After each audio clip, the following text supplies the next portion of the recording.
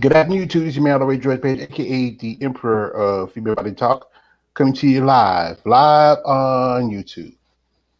Well, yesterday I had a little panel, which was my Sunday discussion, and we talked about what could be needed to maybe promote female bodybuilding to be more profitable, and the opportunities for the ladies in the sport to make a kind of a living. I know, like I said, these ladies do sport for passion and for a real commitment to a sport, but at the same time, they are just sometimes living hand to mouth. Most definitely. If you saw my yesterday's live feed, it's in the description, so click it, check it out. I talked to three ladies who are professional bodybuilders, two ladies who are special bodybuilders, Jerry Beverly and Jessica Savage, and also we have a little special guest, Miss Sarah Alpar, who is an MMA fighter, who has interest into getting into bodybuilding. So anyway, we're hoping Jerry makes it because I know always coming on Friday. I send him the link. And if you are who watching this video, if you have any ideas, suggestions, please share. I know the thing is with female bodybuilding, because the fact is it's seen as a fringe and yet also at the same time a fetish sport. With the men, like Jada mentioned, their fan base is largely 90%, while the women just get barely 10%. Now, even in the fetish end of it, like a lot of the adult stuff, a lot of video sessions, in-person sessions, the men still make more money than the women because, like I said again, men have a larger fan base. You're gonna break it down is like guys who are into men bodybuilders who are fans, men who are homosexual who are into guys who are attracted to men by muscle, and women who also have interest in these men. Some women are not into guys that are too muscular. You gotta fit like that kind of happy medium, kind of like they'll want a big Rami, but they do like The Rock or someone like Chris Evans. We play Captain America. That's the fine line they like. But the stream of the sport is why I think it's harder for the ladies to really make it profitable for them. In the past, there's been some women in the sport who have transitioned outside of the sport and has some success. Those that are the lucky ones. Like here's my man Jared coming through. We put him in. Yo, yo, Yo, yo. Jared, hey, how you doing? Doing good. Yeah. So anyway, we were talking about what could be a way to try to make it more profitable, more of a way for some of the ladies in the sport to make money outside of doing sessions or the real stuff. And it's really hard to find anything because, as you know, if you're bodybuilding, doesn't have a biggest fan base. You know, the majority of the fan base is men like this, like you and myself who are fans of the ladies, because we're fans. We respect their commitment, their passion for the sport. But also, yes, we find the women attractive. But if you go with the everyday John Q and Jade Q, they don't find them attractive. It's not appealing to them. But is there a way possible if it can really promote or maybe even try to get these women to get to be more more likable? Um, I guess I guess the thing would be that we're appealing to a broader base here. I guess to say maybe appeal more towards uh, feminine ideals. Appeal to maybe the spectacle side of the sport. Appeal to um, I'm just shooting the ball here. That's cool. Um, appeal to women empowerment. Um, um,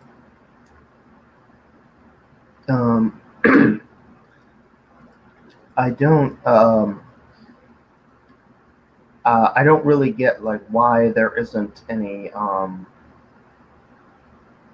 bigger focus on women empowerment within the sport. Um, you get what I'm saying, especially in this day and age. Well, the one thing is because there's a lot of sexuals. It's sports sexualized. As you know, as you have the divisions like bikini and wellness, which is very extremely sexualized because the bikini girls are much more of the ideal of society. They're longer, taller, bigger breast. They are the standard where they're getting more contracts and opportunities than the females. And you get the wellness, which is new, which is it's been around for a while, but it focuses more on it to the lower half. It's more of what like this. Wellness is more suburban. While no, I mean McKee is more suburban, while wellness is more urban. It's trying to target different groups, and in the whole, like I think the everybody's more into that. But with bodybuilding, it's outside of the fringe. You know, even the fitness women are considered too muscular by the standard because of their built in their bodies. But they could probably get a lot better chances than I think for maybe figure, physique, and women's open.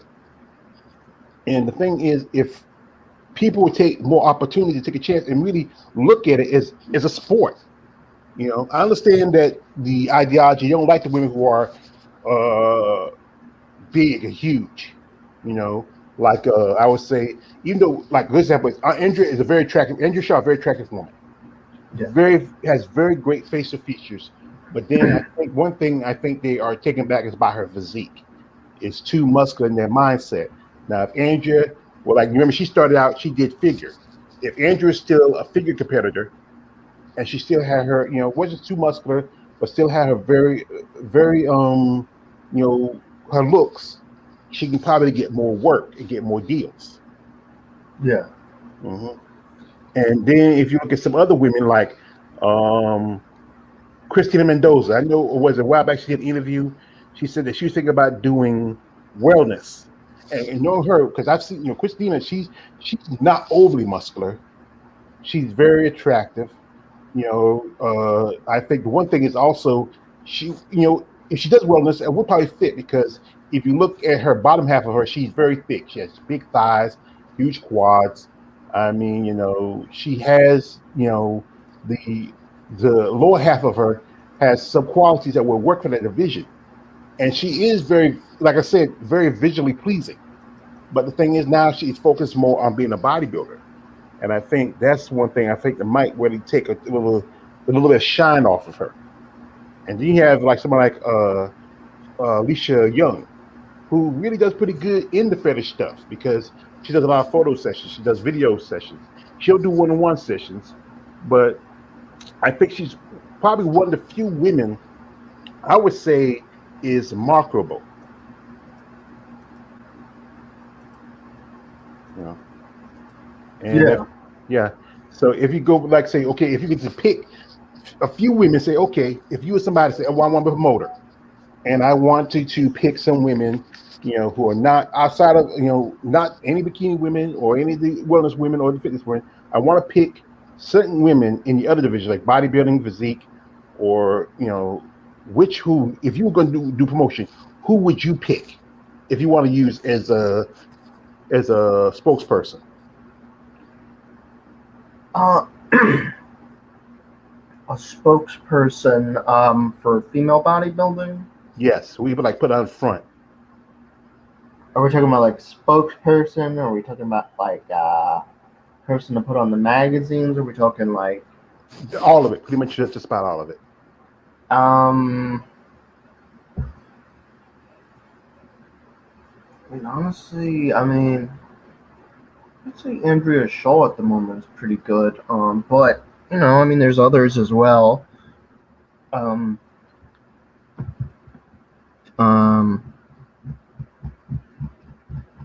uh, I got my spot, folks. I, yeah. I think Michelle Acock I think she could also be a good spokesperson. I haven't seen her in interviews at all, but I think she's got good marketing. Mm-hmm. And Uh, that's you got any ideas? well, like I said, most definitely, I'm gonna say Alicia Young. You put out her out front. A lady who did an interview yesterday, Miss Jetta Beverly. I think she's very attractive. She has a great physique. She could be a great somebody can use for promotion and work. And like I said, Christina Mendoza.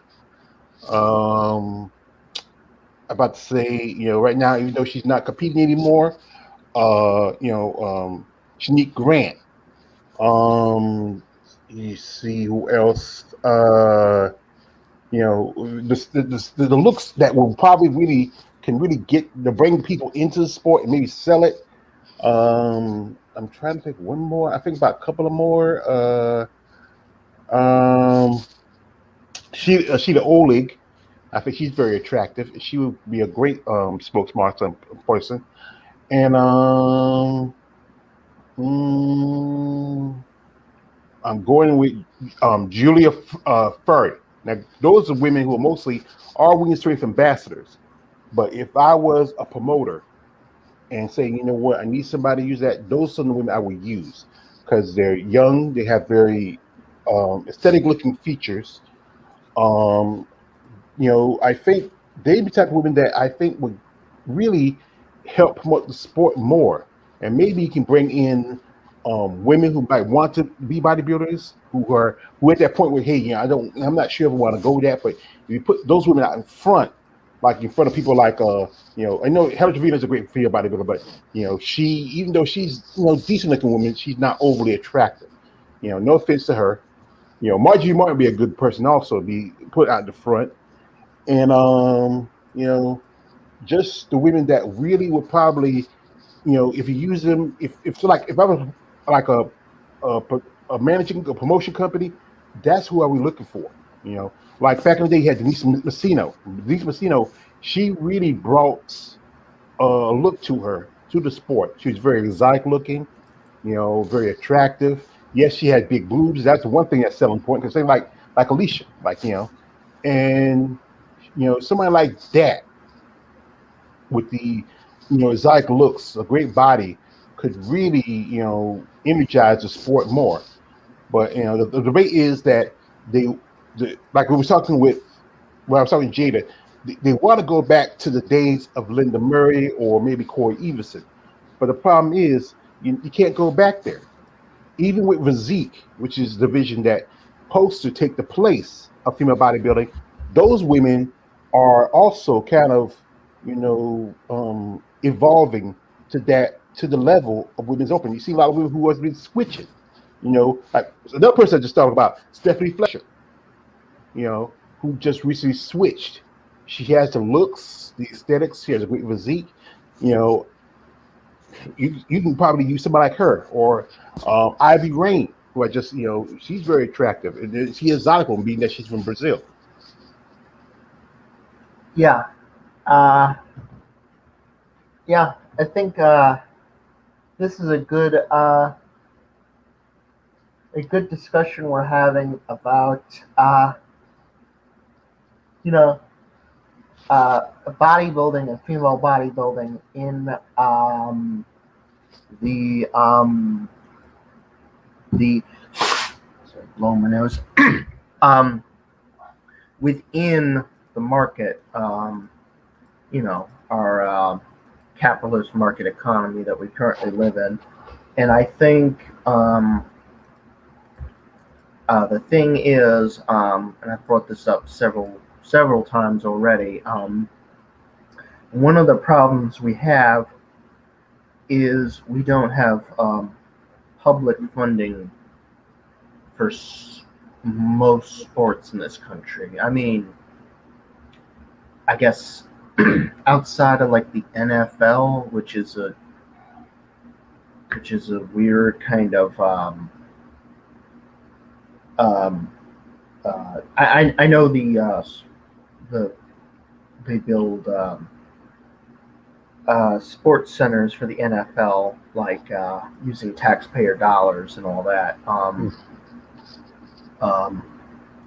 which is one of the reasons why people are so opposed to building new NFL stadiums and all that all the time. Because it's like diverting resources from somewhere else, and it's like you can only build so many stadiums all the time and everything like that.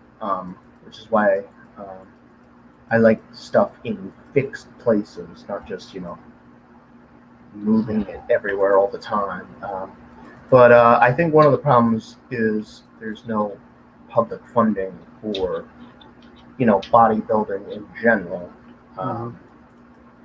and most sports in general, and I think that's a real problem. Um, what do you think? Well, if anybody who follows like stuff like that's going on, is was a long ago that the NFL had got a contract from the Pentagon to promote service after 9/11. To promote people to volunteer to join the military. And that's the thing is, yeah, if other entities such as the government and the can put money into a sport, then that's the thing. But bodybuilding in general is not seen as a true sport.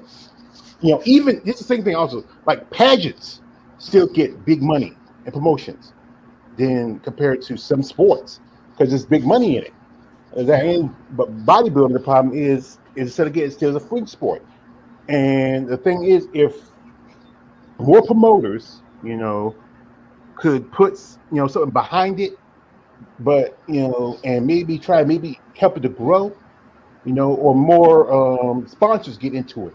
The thing is, they're afraid of it. They're scared of all the stuff that's going on, all the stories of what's going around it. But if you look at other sports, like we often hear, because of the big things with bodybuilding, because of the use of performance enhancers, steroids, EPO, stuff like that. But those are the other sports. But the thing is, with those mainstream sports, it's kind of a hush hush. It's kind of like a don't ask, don't tell, and it's just a double standard. While this sport where it is prevalent because you gotta look at these a lot of these bodybuilders are getting large and not getting large just from working out. They're getting large because they do use certain kind of performance enhancers or some kind of muscle builders. Yeah, But that's literally in every sport. mhm, That's literally with wellness. That's literally with bikini. That's literally. I don't really know like what. Like that's not a good argument. I find that's mhm, a flaccid argument to say the least. mhm, yeah, but It's yeah, because you think of it, if promoters like it's big sponsors, like think about somebody like Nike or maybe Gatorade or some like Gator. Some athletes do use Gatorade, and they do wear some of their apparel. They may not use it when they compete because you can't see it, you can't see the emblems like that, but they do use that stuff. If somebody who was want to take an opportunity, say, what, I want to sponsor an athlete, and you dig in a hat and you pull out which sport you're going to sponsor and athlete you're going to sponsor. You have one guy he'll be saying, I got bodybuilding and I got what's the face, I'd rather trade with you if I can. He'll probably rather trade somebody with a polo player than with a bodybuilder, and that's kind of like that's kind of weird. Think that's so you want to trade the guy who rides a horse and hit a ball and a stick than with somebody who actually competes on stage and really you know has a presentation of the physique. yeah, Mm-hmm. yeah. It's I don't it yeah. I just don't get like what that's all about. I think one of the problems is um, it's not just that bodybuilding is viewed as not a sport or it's not mainstream enough. I think also one of the problems is um,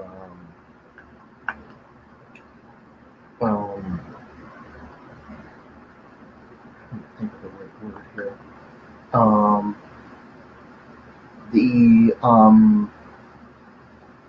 the competitors themselves,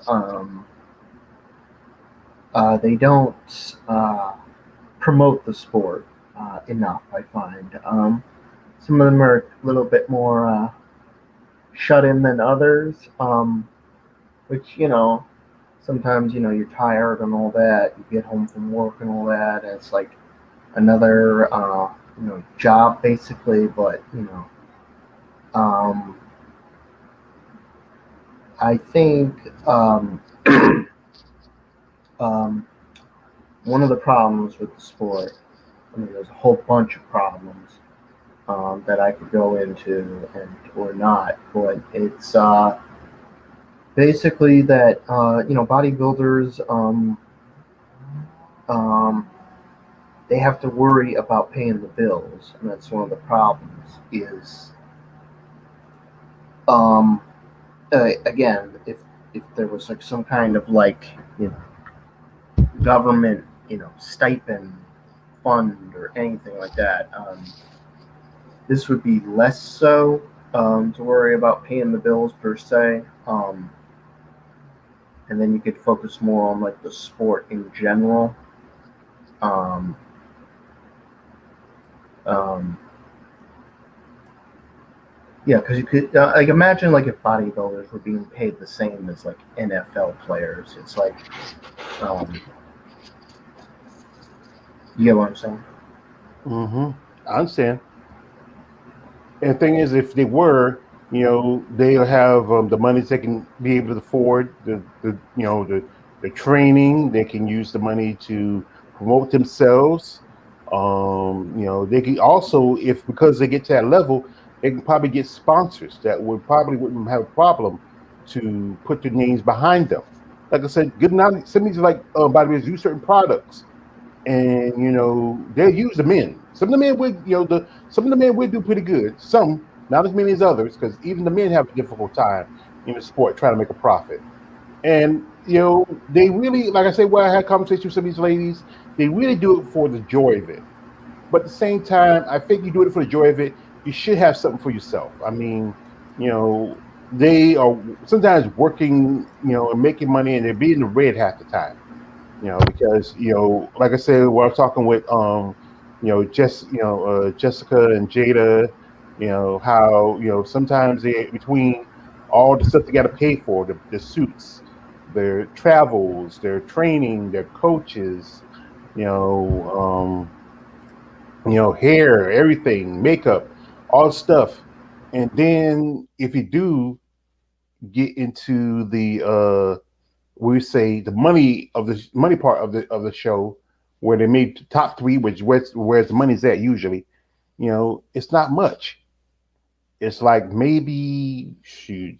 So sometimes the top shows outside the Olympia or something like Rise of Phoenix is like $3,000 or $4,000, and $3,000 or $4,000 after you pay your way to get to the show, and after you pay to eat and all the other expenses, it's just not much, and that's why a lot of the girls would do the photo and video sessions after the shows to make some money. And even with that, they say I have to pay somebody to fix their hair and to do the makeup, and they're just eating away. It's just and that's why I think a lot of ladies get frustrated. I was following with one female bodybuilder.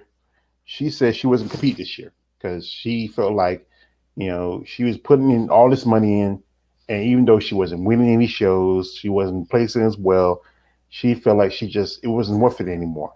And that's the sad part about it. I see some great women who come to the sport who great position, presentation, great physiques, great bodies, who have the talent, but because of financial restraints, it gets harder and harder. That's why sometimes you might see women go off for 3 or 4 years because they're just really just doing just to try to stack up the chips. But if it was more profitable for them, where okay, even though you may not you know do this well this show, hey, you have a sponsor that's happy to put some money behind you to pay your way, to help assist you. If I could, I would love to sponsor a female bodybuilder. I would, but I live on a budget, and but you really have to really find somebody. If I think if there's people out there who really want to, there's some businesses and stuff that do promote some female bodybuilders, promote some quite a few bodybuilders. But if you can find somebody with deeper pockets who don't want nothing from it, just to help them promote an athlete, that'd be good. Hello. Yeah. Oh, sorry. Yeah. That's all right. Um, yeah. And I guess again, this goes back to like media representation too. It's um, like how many female bodybuilders have we had represented in film per se? Like, I know that there has been a few examples of this, Well, but nothing like where it's like a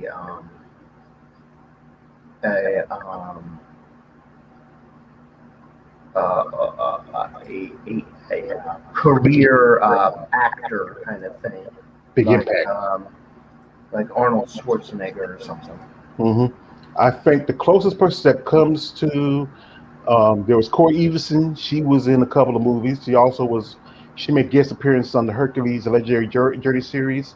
Rick McLeish, she did a few movies here and there and some TV shows. Sue Price, she acted in quite a bit of few TV shows, and she did some movies. Some of did some commercials. It's just Yeah. about trying to make. Kim Chevesky. hmm Yeah, Kim Jong used the movies to sell. There was a lady back in the day called Tegan Clive, and she did a few things. But like I said, it's just about finding a way to make things profitable. But Jared, I got something coming up, and I know usually we have a little longer session. But if you want, we'll talk about this another day, and we'll put something together if that's cool. Okay. Yeah, I got an appointment. I got to finish. I got something I got to take care of. But we'll get back to Okay. this. But like I said, we'll just do this. Shoot me something else. We'll talk about this. We'll get it together. All right. All right. Sounds good. Yeah. Yeah. All right. This is a All good right. conversation. Yeah, we'll get to finish it. Anyway, folks, this is your man all the way, George Page, aka Emperor Female Body Talk. You know what? Like I said, we're gonna try to get back on this and also some more stuff. Not much stuff going on right now, but we'll try to get you some stuff that you really want to talk about. Shoot us here on YouTube. You also can catch me on IG at George MacArthur 500. If you have an idea of something you want to share it with us. If you know Jared, if you know me, shoot some ideas to us, and we'll help you happy to talk about our show. Anyway, this man all the way George Page, along with my brother and Hannah the Emperor, Jared. And make sure you fund female bodybuilding. It only comes with literally millions of people all banding together and donating their money and to buying stuff, and we can change the sport. Yeah, we appreciate your time and we appreciate you. So I'd say don't like, subscribe, share the information, and reach out to these ladies because they can really use your help.